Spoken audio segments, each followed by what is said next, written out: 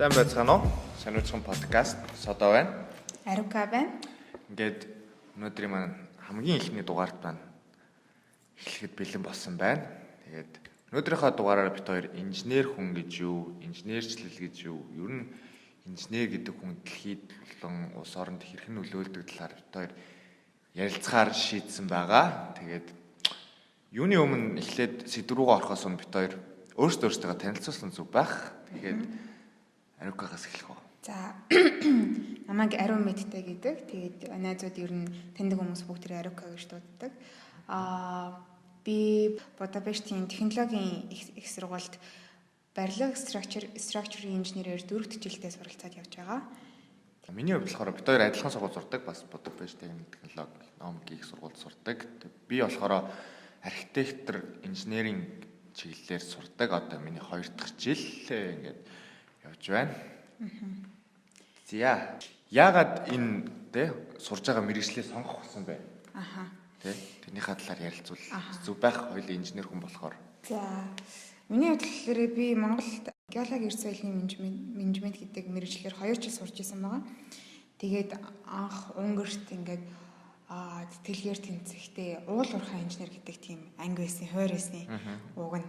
Тэгээд тэр чин тэтгэлийн яг анхандаа 20 оюутан авдаг байсан унгар хэл дээр сургана гэж аваад тэгсэн чинь яг тэнцээд ингээд явах бэлэн болцсон шалгалт малгалтаа өгчихсэн байсан чинь яг 5 сараас нь 100 оюутан болгохоор болоод тэгэнгүүтлээ бүх системээ өөрчлөөд бүгднийг англи хэл дээр болгоод тэгээд тэндээсээ ингээд онлайнаар ингээд юу яадаг бүртгэл явагддаг болоод онлайнаар ингээд сургуулаа сонгодог.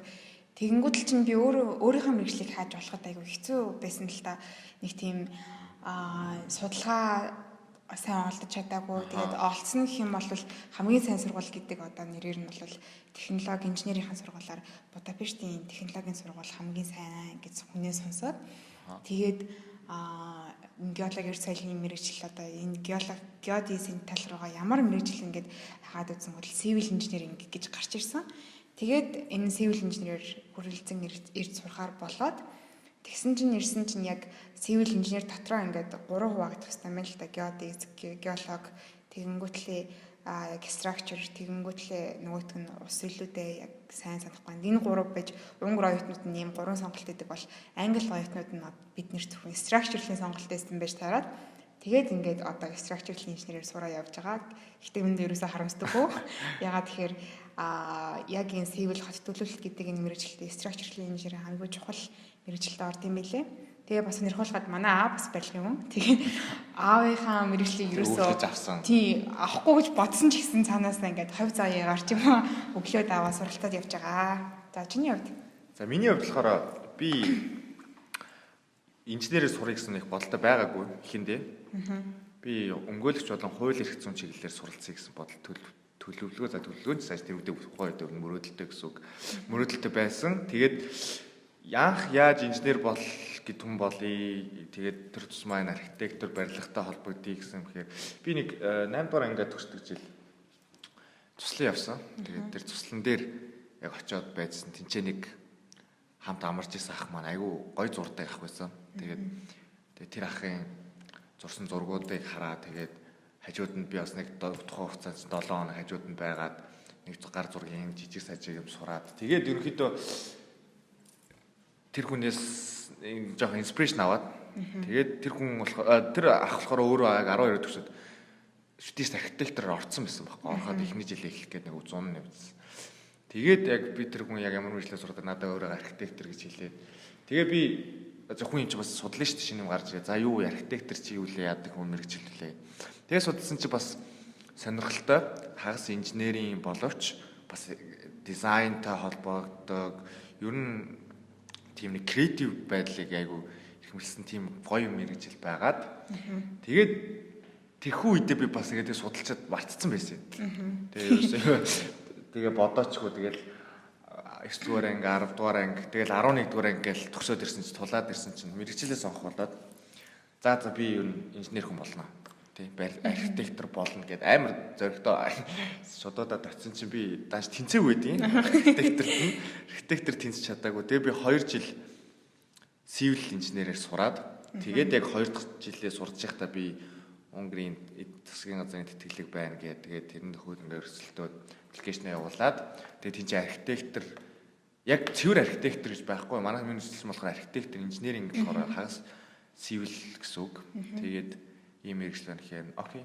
Тэгэл архитектор болж лээвэл тэг юу чаах гэдэг. Миний өгсөн жаах үгээл ирсэн. Тийм. Тэгэл одоо ингээд сууж байна. Зөв. За, сэдв рүү орох удаа. За, чиний бодлоор инженер хүн гэж ер нь ямар хүн байдгийг, инженер сэтгэлгээ гэж юу юм? За, тэгэхээр миний хувьд инженер гэдэг хүн болохоор яг л нэг үлгэр зохиол номон дээр гардаг шидтэй мэрэгтэй хүмүүс байдаг шүү дээ.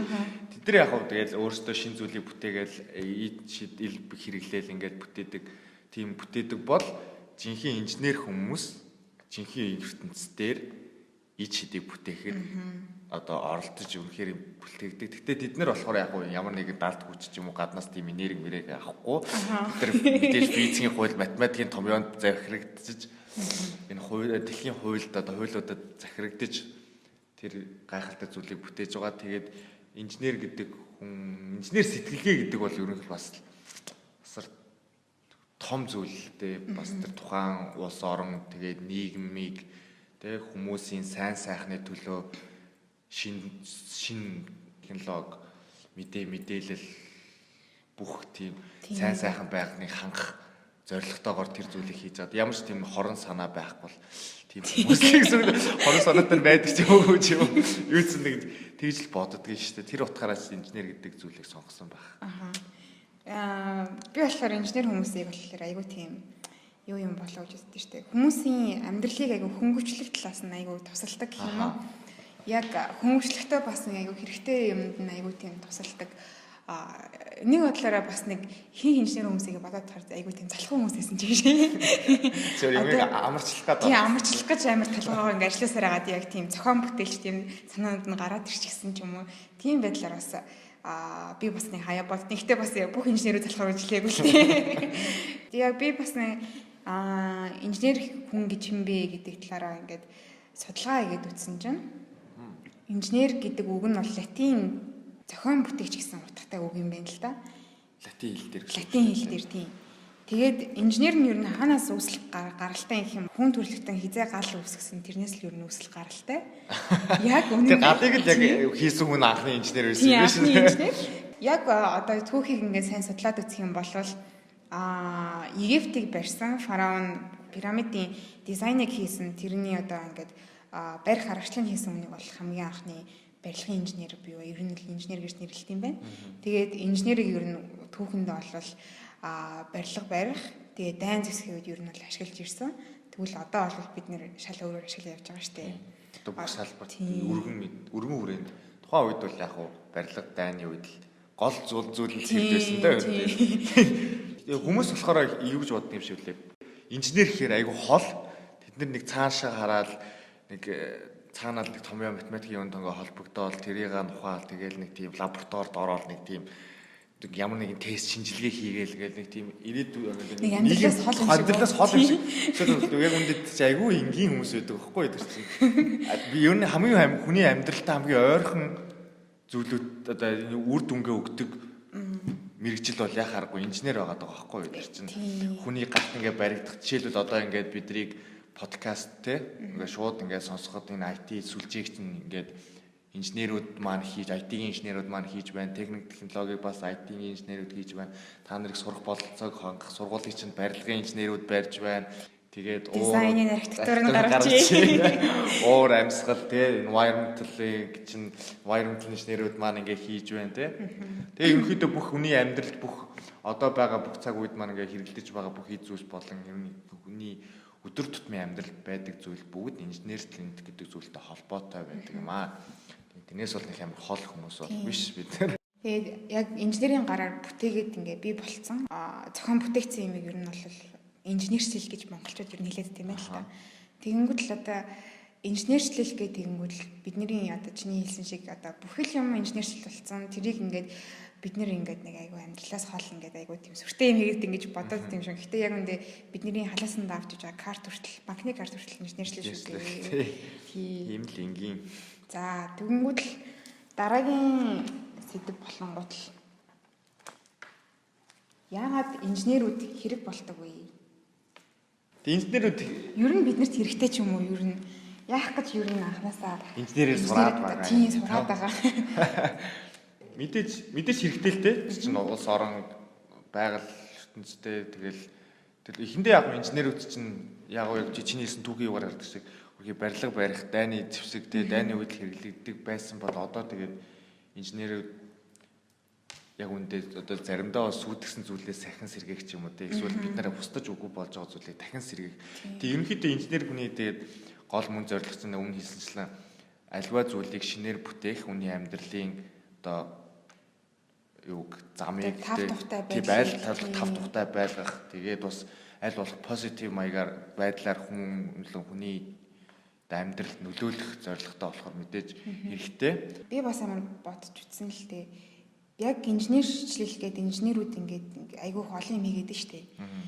Юу гэх юм гар утсыг хийжлээ, интернетээ хийжлээ. Тэгэнгүүт л тэрүүний гадаагаад биднэрт айгүй сөрөг тийм үр хандлага нэлээх гарч ирж байгаа штэ. За утсаа бид нэр ингээд юу гэх юм айгүй хэрэггүй утсаа их мааждаг те. Бүр ингээд фэйсбүүкэндээ донтцсон, инстаграмдаа донтцсон, бүр байнгын л утсаа харахгүй болохоо хэлсэн. Эсвэл заримдаа одоо бидний пластик одоо хуванцраас ингээ хуванцрын хог аягдал гэх мэтлэн дэлхий дээр аюух тийм одоо инженерчлэлийн үр дүнгээр бас аюух одоо буруу зүйл их гарч ирж байгаа. Гисэн ч гэсэн түүнийгээ дарахын тулд биднэрт бас инженер хүмүүс хэрэгтэй байгаа байхгүй юу? Тийм болохоор мэдээж ингээд дэлхийн ингээд хүмүүсийн тоо маш их болохоор бид нэр ерөөсөө одоо хэрэглээ болон хүмүүсийн одоо хэрэгцээг хангаж одоо үнхэн чадахгүй. Тийм болохоор буцаагаад одоо тэрнээсээ үүлдээд ингээд айгүйх тийм хог хаягдал ч юм уу айгүй тийм сөрөг нөлөөнд гарч ирж байгаа ч гэсэн түүнийхэн эсрэг ингээд байхын тулд нэгдүгээр хүн өөрөө тэмцэх ёстой, хоёрдугаар инженерүүд бас тэр нь маш том хувь нэмэх оруулалт юм байна лээ гэж би бас бодсон. Ер нь бол тийм л дээ. Жодоос юмнууд арай хурцтай хөгжиж байгаа. Тэгээд ялангуяа технологийн салбарт бол технологийн арай хурцтай хөгжиж байгаа. Тэгээд тэрийнхээ хэрэг хүмүүсийн хэрэгцээ хэрэглээ гэдэг зүйл ерөнхийдөө бол ихэд дуусгаа болсон. Жид өдөр болгон шинэ загварын утас гарч ийн тэгэл жил болгон iPhone хэд тэгэл гараад тэр тусмаа хүний тэргээр нэгэл хүний шунал улам ингээ ихсээд. Тэгээд тэрвэрээ дамжуулаад юу гэхээр одоо жилд нэг утас шинэ утас гарахад тэр хүн ахаад шинэ утас одоо нэг жилийн дотор нэг утас барайл дахиад шинэ утас авах ингээ сэтлэн төрөхөд л дахиад нөгөө хуучин утас нь үлдчихэж байгаа байхгүй. Тэгэл тэр чинь хог хаягдал болно тий. Дэлхий тэгээ тэр чинь задалдаг нь байна, задалдгүй нь байна, дахин боловсруулна гэл. Олон юм болж байгаа. Тэгээ тэнгүүл дахин боловсруулах гэдэнгүүл дахиад энэ дээр чи химийн инженерүүд инженерүүд эдгээр ажиллана. Дахиад том юм болно. Тэр ерөөдөө яг нэг талаас бол инженер хүн бол яг дэлхийд амар одоо тий хүмүүсийн амьдралыг их хөнгөлөлтийг оруулж байгаа боловч нөгөө талаараа бас байгаль орчиндоо бас нөгөө өөр бас нөгөө талынхаа хүмүүс ажиллаж байгаа. Тийм circle-д орсон байгаа байхгүй. Тийм ялцчихгүй тэр үнэлтэй. Тэгээ бас энэ одоо юу гэдэг нь ташрамыг ашиглаа залуучуудаа бас ингээд инженерчлийнхаа боол нь болж битээ байгаасаа гэж хүсэж байна. Ямар нэгэн одоо технологи бид нэр ингээд хөгжүүлээ гаргаад идэг. Тэгтэл тэрнийхээ одоо эзэн болж чадахгүй боол нь болоод ингээд яваад бүр уцсандаа донтсон ч юм уу янз бүрийн ингээд дими юм ингээд мэдээлэл хайгаад байлгүй яг юмаа яг зөв зөвхтэй хэрэглээсэй гэж хүсэж байна.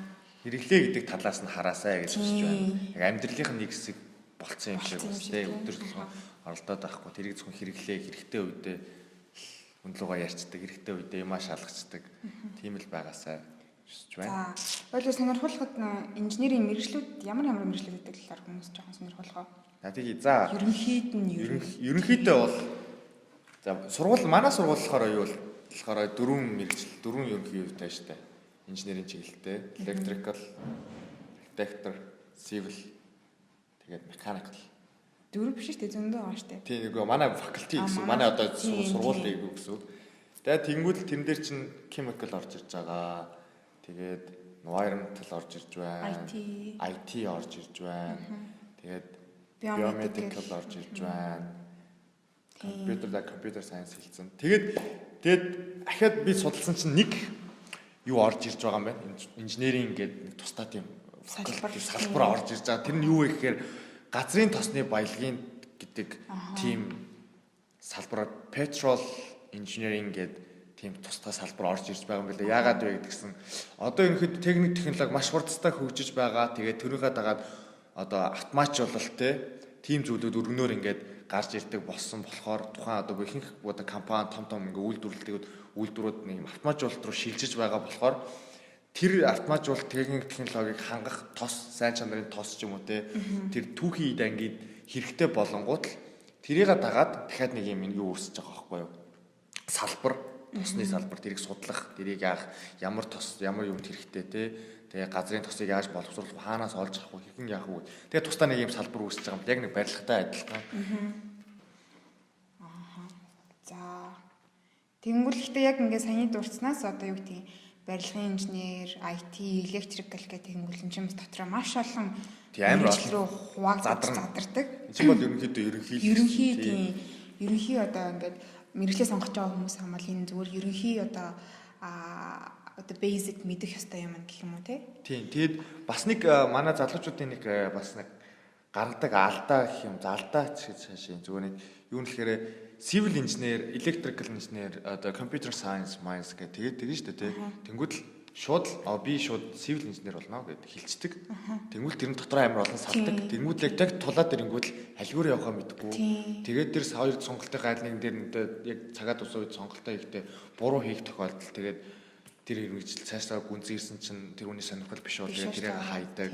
Тиймхүү амар олон байгаа. Тэгэхээр та нар салбараа сайн судлаарай. Тэгээд цаашаа хэрхэн задардаг тэрийг сайн мэдэж аваарай гэдэг. Environmental engineer гэдэг чинь л дотроо усны хаягдал, хөрсний тэгэл тэр чинь бүр ингээд пластик энэ төр айгүй их задардаг. Хөрс дотроо ахаад ингээд зөндөө олон задраад ингээд чиглэлүүд байдаг болохоор яг өөрийнхөө сонирхсан юугаа бүр нарийн судалж үзээрэй гэж зөвлөмөр байна.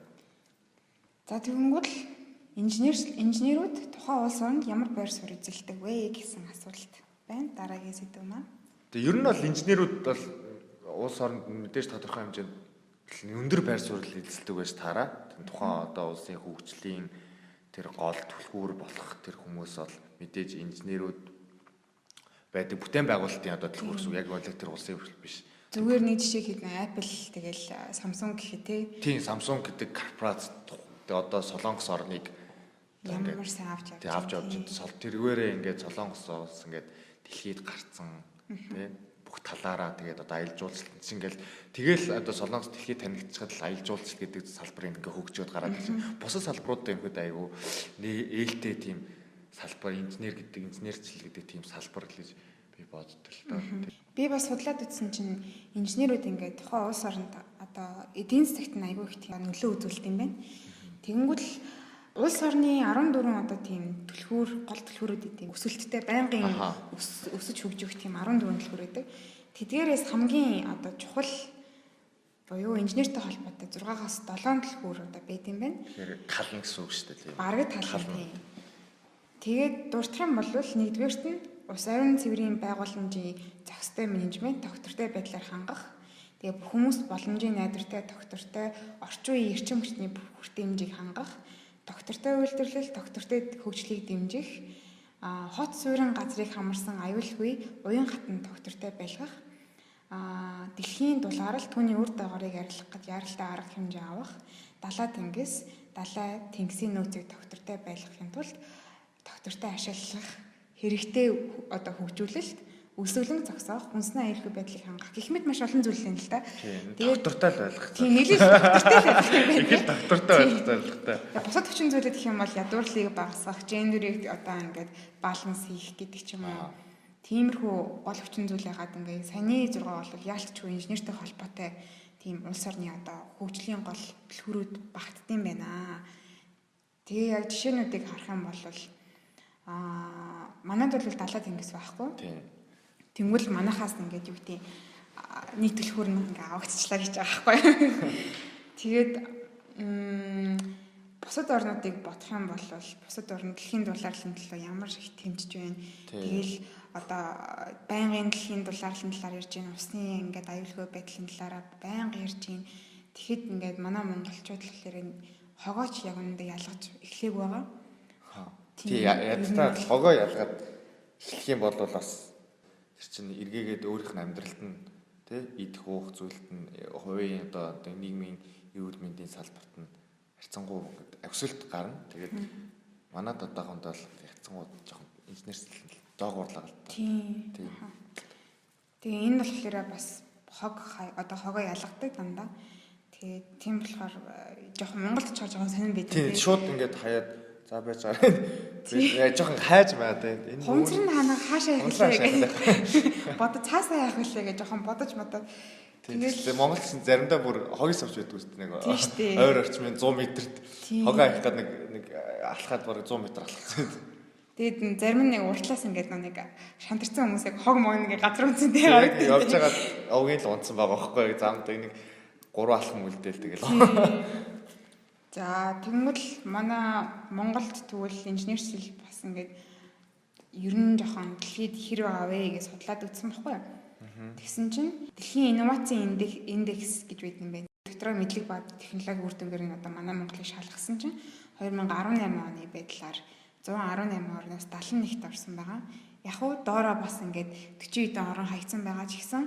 Тийм дээрээ 70 эд орно. Тийм дээрээ 70 эд орно байгаа байхгүй юу?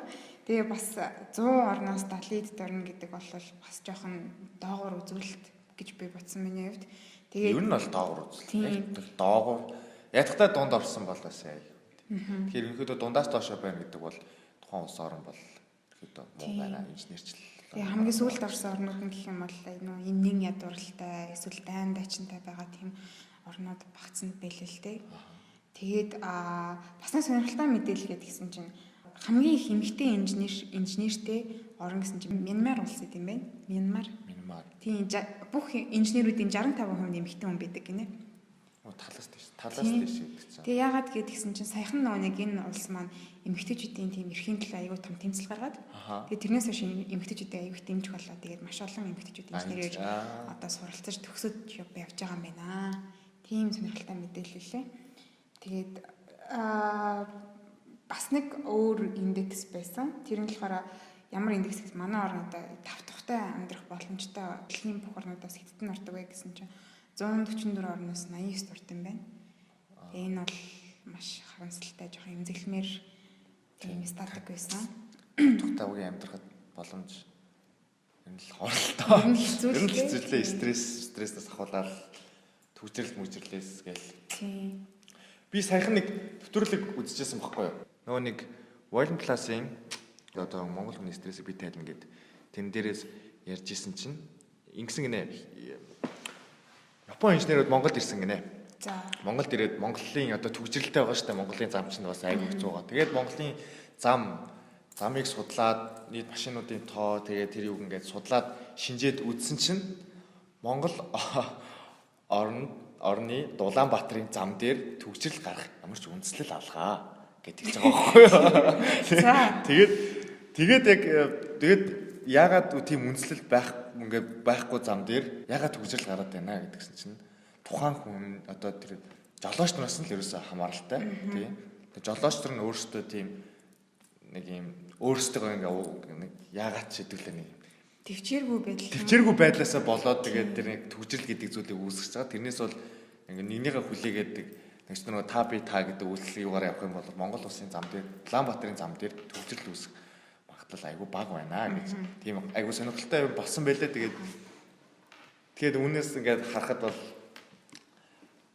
тав тухтай байдал орчноо хүн гэдэг хүн та өөрөө л бүтээхээс биш таныг тав тухтай байлгах гад 1000 оролцсон ч та өөдөөс нь ингээд те миний тав тухайг ингээд бүрдүүлэхэд та өөрөө хүчин зүйлээ ингээд чармаахгүй бол тэр зүйл хитэж болохгүй ба гэдгийг харууллаа. Тэгээд тийм л жишээ байгаад байгаа юм л та. Би бас нэг манай өрөөний хамтрагч одоо яг тийм төвжирлэн талаар диплом бичиж байгаа байхгүй. Тэгээд тэр дипломноос нь жоохон ярилцаад ингээд суусан чинь тийм судалгаа явуулсан байгаа. Хүмүүс 250 хүн дээр Будапештийн одоо нийтийн тээвэр ашигладаг хүмүүс, тэгээ янз бүрийн хүмүүсийн судалгаа аваад, Монголын хүмүүсийн судалгаа аваад тэгээд ингээд харт үзэхэд Унгарийн ялангуяа Будапештийн нийтийн тээвэр бол бүр Европтой маш сайн штэ ер нь. Тийм. Үнэхээр сайн бүр ер нь Европч гэлтгүй Америктэй харьцуулахад үнэхээр сайн. Ер нь бол нийтийн тээвэр ордог шүү. Бусад орнуудаар ч явахаар чинь тэгээд автобусны цагтаа ирэхгүй янз яасан гээд хизээ хаана юу байгаа гэдэг бол энэ ч бол хаана ямар чиглэлээр хаашаа явах нь мэдээж үнэхээр тодорхой бол үнэхээр тодорхой. Бүх юм цагтаа. Ерөөсөө метрон дээр Google Map дээр метроны цаг гаргаж ирэхэд л яг тэр цагтаа л ирдэг. Бүр яг цагтаа ирдэг. Ерөөсөө нэг тийм алдвал 1 секундээр л алдах. Секундээр л алдах. Үнэхээр минутын ерөөсөө алдаа гэж байхгүй. Тэгээд тэгсэн чинь сэтгэл ханамжийн юу тийм судалгаа гаргасан байхгүй. Та Будапештийн одоо ингээд машины төвжирлийг хэрэг боддог вэ? Тэнгүүд л ингээд Будапештийнхан одоо өнгөр хүмүүс амар тийм сэтгэл ханамж бүр доогуур заяа. Бүр амар доогуур. Тэгэнгүүтлээ утаа машинаас гарч байгаа утаа ингээд таны бодлоор хэр их гэж бодож ингэсэн юм. Бүр Монголынхаас бүр дээгүүр Монгол хүмүүсийн өгсөн судалгаанаас илүү дээгүүр гаргацсан байхгүй. Тэгээд би бүр тэрийг харчаа бүр ингээд амар гайхаад бүр өнгөрчүүд бүр тийм одоо юу гэдэг юм пессимистик бүр ерөөсөө тийм байгаамд сэтгэл хангалуун байж чаддгүй хүмүүс гэдгийг харж байгаа хгүй. Гэх жишээний хэрвээ бид нэр ингээд бүр тийм ингээд технологиор ингээд инженерийн сэтгэлээ гаргаад ингээд хүн та өөрөө ингээд өөртөө ухамсар тавиад ингээд байгаамд сэтгэл хангалуун байж чадахгүй бол ингээд 1000 хичээгээч бид нэр тусалж чадахгүй байхгүй тийм дэлхийд бараг дээгүүр ордог тээвэр хэрэгсэлтэй байх ч тэрнээ сэтгэл хангалуун байхгүй нэгдэг байхгүй юу. Тэгээд дуу чимээ гаргаж ин гэхэд бүр өнгөрчүүд бүр ингээд бүр Монголоос илүү бүр ингээд судалгаанд нь хараад хахад Монголын судалгаанаас илүү давцсан тийм одоо сэтгэл одоо готринг бүр ингээд байгаад байгаа байхгүй сэтгэл хангалуун бус. Тэгээд тэнгуэл би ингээд монголчуудыг хараад бас л нэлээд төвчээртэй хүмүүс юм шиг гэж бодсон. Болоод биш үү? За тийм тэгээд нөгөө нэг би нэг юм судалсан байхгүй юу? За нийт Монголд эрэлттэй байгаа мэрэгчлүүд гээд судлаа л да. Тэгсэн чинь за би 2015 оноос 14 оноос хойш харлаа. Тэгсэн одоо ингээд харах болгоо жил болгоо тэр чинь ингээд өөр юм гардаг юм байна. Ингээд сайт болгон дээр Монгол эрэлттэй байгаа 10 мэрэгжил хэдэн мэрэгжлээд. Тэгсэн хамгийн ихний мэрэгжлүүд нь бараг өөрчлөгдөхгүй байна. Юу хэмжсэн нь байгаль орчны инженерчлэл, усны инженерчлэл, тэгээд хөрс судлал болон юу байлаа? Нөхөн сэргээлтийн инженерчлэл гэдэг зүйл. Тэгээд яг уул уурхай бас байсан. Уул уурхай тогтмол 2 жил алга болсон байсан. Тэгж яагаад буцаж гарч ичсэн. Тэгээд тэр саяны дурдсан зүйлүүд бол ерөнхийдөө тасралтгүй ингээд дээгүүр ингээд байгаад. Бараг дандаа нэгтэй ингээд байранда байгаад байна гэж хэлэхэд баг хэлсдэхгүй. Тэгээд тэрнээсээ доошоо үзсэн чинь манайх Монгол улсад яг хэрэгтэй байгаа мэрэгжил гэх юм бол юу юм бэ лээ? Ерөөсө боловсралтай холбоотой мэрэгчлүүд болон инженерчлэлтэй холбоотой мэрэгчлүүд айгүй байдаг. Тэр нь болохоор одоо нөхөн сэргээгдэх нанаа эрчим хүч, тий, сархин сэргээгдэх эрчим хүч, тэр салбар тэгээд ус одоо нөөцнийх, тэгээд уул уурхай, дахин сэргээгдэх ингээд тийм болон манад нөгөө нэг юу хүмүүс байгаа штэ. Хөгжлийн бэрхшээлтэй хүмүүс тэдний одоо юу бол бүр нин яаралтай хэрэгтэй байгаа. Яагаад тэгэхээр тэрийн мэрэгчлэр сурсан хүмүүс айгүй ховор байдаг. Тийм багшлал тусгай мэрэгчлийн багш нар гэдэм байдаг. Тэгээд одоо бас юу байсан? Хөгжмийн болон урлагийн багш нар бас айгүй ховор. Тэгээд хэдэнд нөгөө нэг яг мэдгүй би бол урлагийн сургууль сурч үзээгүй жүжигчт нь яг би болоод идэг гэж бодсон. Манайд урлагийн яг тийм мэдлэг олгох зорилготой ерөнхий боловсролын багш гэсэн. Ерөнхий боловсролын хичээлд ордог тийм 10 жилийн тийм багш нар тийм айгүй хомсолтой байна гэсэн тийм юусэн. Тэгээд тэрнээс би бодлоо л доо тэгээд манай боловсролын систем л ерөнхийдөө хүүхдийг арай өөр нэг тийм төвшөнд аваачих тий. Одоо жишээлбэл манай сургалт нь монголчууд орж ирэл багш номоо нэгэл тэгэл явал ном хаахад тэр хүүхд ямар тэр хүүхд өнөөдөр ямар одоо шарнасантай байна те өндөр сэтгэлээр унсан байна жаргалтай байна багш нар боны хэрэг мэддэггүй шүү дээ. Тэгээ шууд хаалгаар гаргуултай багш нар хамаагүй болчдаг. Хэд яг бол бусад улс орнуудад те тэр хүүхдийн бас баг нэг жоохон яатсан байвал нэг оюун санаа нэг депрессны эмчилгээ хичээлөө сэтгэл зүйчтэй ярилцах тийм эцэг эхчүүдийн дуудаж сэтгэл зүйчд хандуулах гэдэг аль болох ментал ингэж эрүүл байлгадаг. Ер нь бол хүний одоо менталыг эрүүл байлгаснаар тэр тухайн хүний үр бүтээмжтэй байх юу нь илүү өсдөг. Хэрвээ ментал нь ингээд даун болцсон байх, мэдрэхий депрешнд орсон юм, стрессцэн байх бол тухайн хүнийг дүүрдэн одоо нэг бүтээмжтэй байдал нь их багасдаг гэсэн судалгаа бас байдаг юм байлээ. Тэгээд би тийм мэрэгчлүүдийг харсан. Тэгээд бас инженерчүүд бас байж л лээ. Манай инженерчүүд маань. Би бас тэрийг бас судалсан л та. Тэгэнгүүт л илүүдэлтэй байгаа мэргэжлүүд гэд харсан. Монгол оронд хамгийн одоо илүүдч гисэн мэргэжлүүд гэд тэгсэн чинь хамгийн нэгдүгээрт хуульч чи их буруу явж ирсэн биш үү? Яг нэгэн л авах байж тээ. Хууль эрх зүгээр сурж исэн одоо сурсан хүмүүсийн тоо нэлээд их байгаа юм билэ.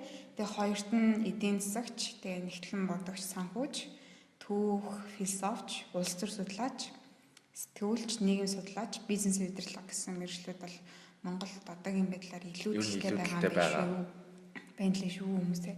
Тэгээд бас инженероос гадна өөр тийм одоо эрэлттэй байгаа мэргэжил гэсэн чинь маркетингийн одоо менежмент менежер гэсэн юм байлээ. Тийм юм бас эрэлттэй байгаа гэж харагдчихлээ. Би бас хараад их жоохон гайхсан. Гэтэ сони тийм маркетингийн менежер. Маа чи бараг хүн болгоод бараг маркетинг менежер байд юм шүү. Би бодож тэгж бодлоо. Би бас тэгж боддог байсан байхгүй. Тэгсэн чинь арай тэр бол эрэлттэй байгаа юм билэ. Одоо ихтэй яалч яг бизнес одоо ихсэж байгаа болохоор. Тийм одоо яг манай Монгол Улаанбаатарч одоо метрополис хот болоод удаж ш. Тэгээд тэнцээ чинь олон зах зээл байгаа. Тэнцээс гарч байгаа жижиг стартапууд, хувийн бизнес гэлээд тэд нар ч гарч ирэхэд тэнцээ чинь ямагдах маркетинг хэрэгтэй болж байгаа юм шиг. Салбар ерөнхийдөө тэлэгдсэн ажлын байр нэмэгдэнэ гэдэг чинь тийм бодол гарч ирж байна. Манай Монголд бол инженерүүд хангалттай бэлтгэгддэг.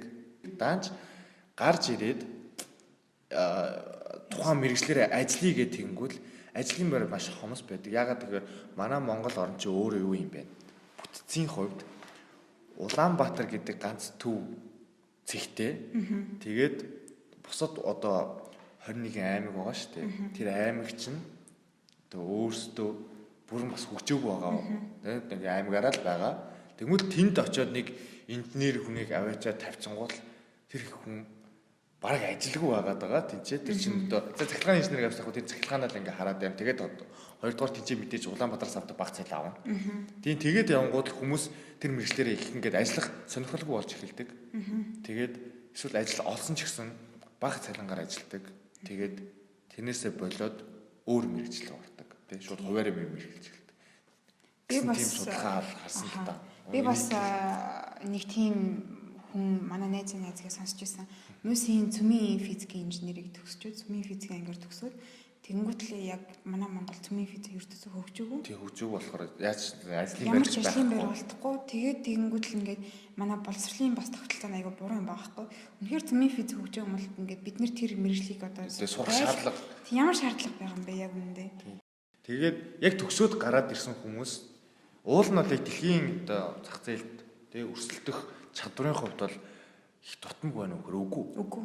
Маш яг бараг тэднэрээс давах гээд байгаа. Тийм Европт бол ерөнхийдөө жишээ гэх юм бол одоо манай барилга архитектор инженерээр сурсан мастер хийж байгаа одоо ах эгч нар байгаа шүү дээ. Тэд нар маань одоо ингээд өөр одоо ингээд лаб студид ингээд ажилладаг. Ажиллаад тэгээд тэдний яриаг сонсоод яхад бол нэг тийм дутагдаад байгаа юм байхгүй бараг илүү гарч байгаа тэднээс мэдлэг сурсан зүйлээрээ тийм болон одоо тэр юу мэдсэн потенциалаар арай илүү байна гэдэг байгаа байхгүй. Энд чи болохоор оюутнууд нь ингээд айгүй тийм сул чөлөөтэй суралцдаг. Манай Монгол болохоор бас нэг хатуу байдаг шүү дээ. Нэг юм биш. Яг тэр систем нь яг үндэ бол яг маш зөв. Тэгээ хүмүүсийг сайн бэлдэж гаргах. Зөв үнэхээр сайн боловсон хүчин бэлдэж чаддаг. Боловч дааш тэднийгээ өөрсдөө эргүүлээд зөв ашиглаж чаддгүй бол тэр нь л манай Монголын асуудал болоод байгаа болохоос уул нь бол яг энийгээ зөв шийдчих юм бол тэднийг ашиглаад тэднэртэй ажлын байр гаргаад өгчих юм бол манай Монгол бол идээдүүд Азийн нөгөө бар ус илүү бар усын нэг нь болоход бол ер нь бол болцоо байгаамаа гэдэг. Би бас нэг юм судалгаа ер нь бодож үзсэн л дээ. Одоо хоёулаа төгсөөд Монголд ажиллалтах уу? Тийм. За яг хоёуланд нь яг нэг барилга архитектур бол бас л Монгол хөгжиж явж байгаа болохоор студент олдохгүй маа гэхэд яг өөртөө нэг юм эхлээд явах нээчих бах. Тэгээ юм нэг юм хийгээ яваад байвал яваад байх.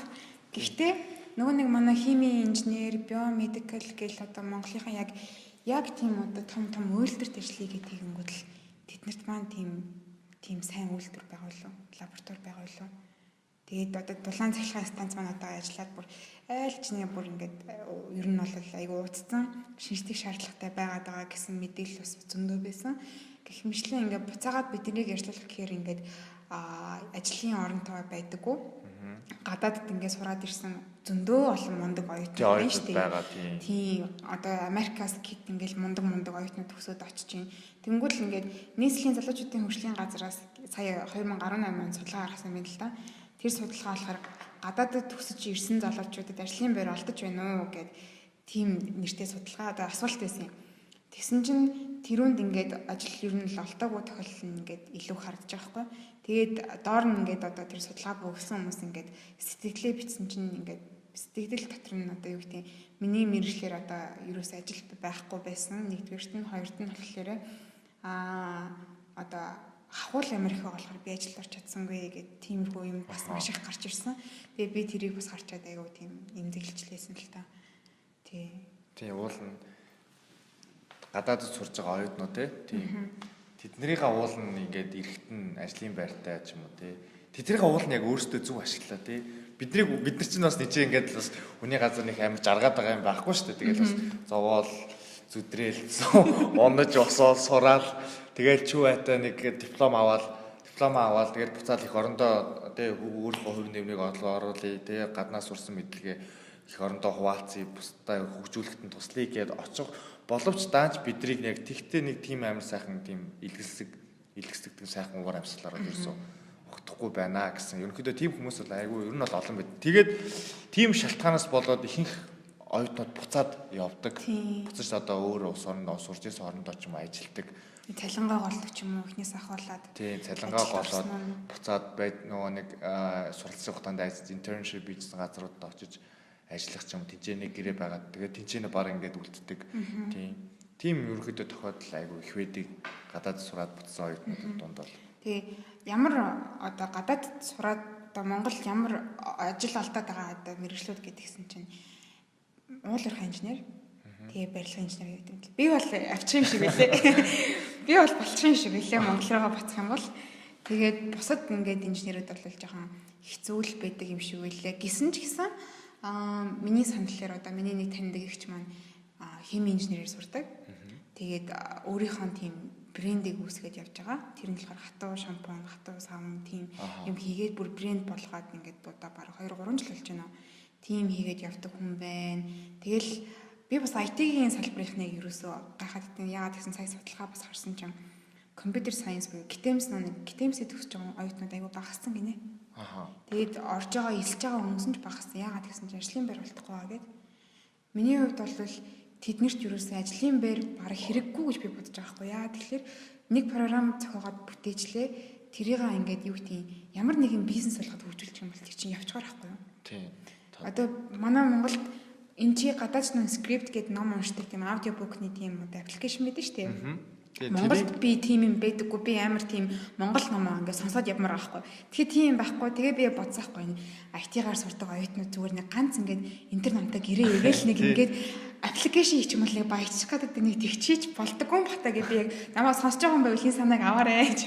Тийм аппликейшн бүтээгээрээ. Сонирхол юм тий. Бас IT-гийнхэн багасч байна гэдэг бол тэр бол бас нэг бодлоор бас маш муу л та. IT-ийн салбарын хүмүүс Монголд багасч байна гэдэг бол нөгөө нэг одоо програмчлалт системийн аюулгүй байдал гэдэг зүйл Монголд маш алдагтаад байгаа шүү дээ. Одоо тэр нөгөө том серверүүдэд одоо хулгай тэр хитэн одоо юу хилээ тим юмуд нь алдагдж байгаа. Тэрийг чинь хамгаалах зорилготой тэр IT-ийн инженерчлэл гэдэг зүйл тэгээ хувийн мэдээллийг чандлах тийм хамгаалалт дээр хөгжүүлэлт гэдэг тийм салбарууд нь бол айгүй салбар дээр ажлын байр байгаа л гэж бодож байна. Тэгээд мэдхгүй тэгээд магадгүй тэгээ болцоон ч юм уу эсвэл тийм салбаруудыг нээж өгөөгүй ч байж магадгүй би бас нэг мэдрэл IT-гаар явдаг болохоор тэрийг судлахад бас судалж үзег болохоо сайн мэдэхгүй л.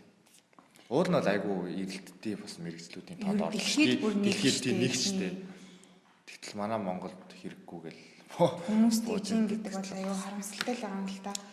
Тэгээд бас одоо бүр Google, Apple чинь IT-гаар төгсөөгүй бүр тийм хүмүүсийг ч хүртэл авдаг болсон. Тийм хэрвээ тийм өөрт нь тийм авьяас чадвар байх юм бол заавал сургууль төгссөн байх шаардлага байхгүй.